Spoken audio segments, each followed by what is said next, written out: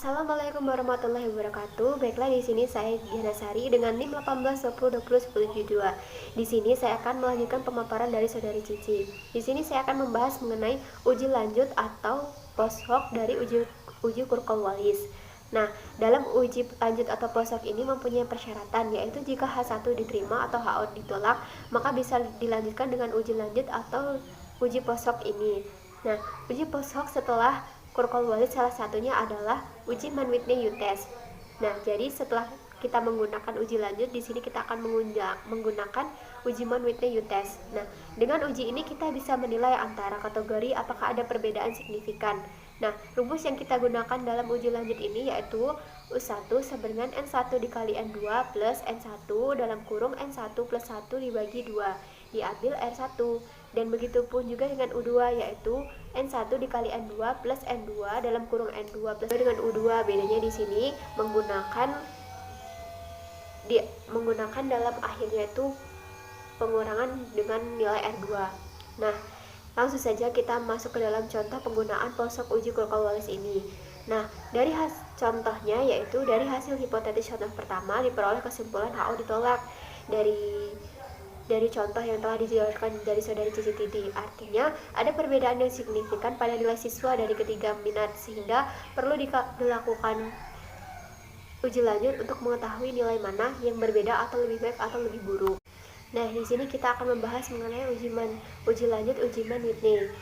Nah, di sini bisa teman-teman lihat di uji Mann-Whitney telah di halaman 12 di sini minat olahraga versus minat ilmiah. Nah, di sini langkah pertama yang kita tentukan yaitu menentukan hipotesis penelitian. Yang pertama yaitu H0 sama dengan tidak ada perbedaan antara nilai rata-rata kelompok murid antara nilai siswa minat olahraga dan minat ilmiah. Yang H1 sama dengan ada perbedaan antara nilai rata-rata kelompok murid antara nilai siswa minat olahraga dan minat ilmiah. Yang selanjutnya yaitu kita menentukan hipotesis statistik. Bisa teman-teman lihat H0 sama dengan U1 sama dengan U2.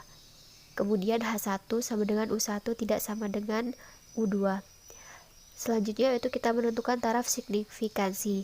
Dalam kasus ini kita juga menggunakan alfa 0,5 di mana N1 sama dengan 5, N2 sama dengan 5. Maka nilai U tabel sama dengan 0,05 sama dengan 5 adalah 2. Kriteria uji yaitu HO ditolak jika U hitung kurang lebih dari U tabel. Kemudian HO diterima jika U hitung lebih dari U tabel. Yang selanjutnya langkah kita lakukan yaitu mencari peringkat dan mencari harga sigma R1 dan sigma R2 dengan tabel bantu. Dalam pembentukan ranking seluruh data digabungkan dan di-ranking secara keseluruhan. Jadi di sini kita membuat tabel. Di sini terdapat angka dari olahraga dan ilmiah. Lalu kita membuat ranking dari olahraga dan ilmiah tadi. Lalu kita jumlahkan sigma dari R1, kemudian kita jumlahkan dengan sigma R2. Yang selanjutnya itu perhitungan dari tabel di atas diperoleh R1 sama dengan R21 dan R2 sama dengan 34. Maka nilai U diperoleh dengan perhitungan.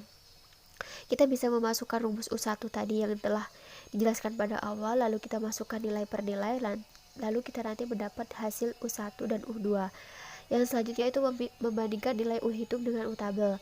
Nah, ternyata nilai U2 di sini lebih kecil dari U1. Dengan demikian nilai U yang digunakan untuk membandingkan dengan U tabel adalah U2. Dari hasil tersebut maka dapat dibandingkan bahwa U hitung lebih besar dari U tabel, yaitu 6 lebih besar dari 2. Kesimpulannya, karena U hitung lebih besar dari U tabel, maka HO diterima, yang artinya tidak ada perbedaan antara nilai rata-rata kelompok murid antara siswa minat olahraga dan siswa minat ilmiah.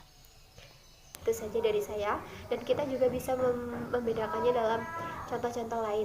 Kita hanya tinggal memasukkan rumus yang telah tersedia, lalu kita cari, kita menggunakan tabel. Begitulah, sekian dari saya. Wassalamualaikum warahmatullahi wabarakatuh.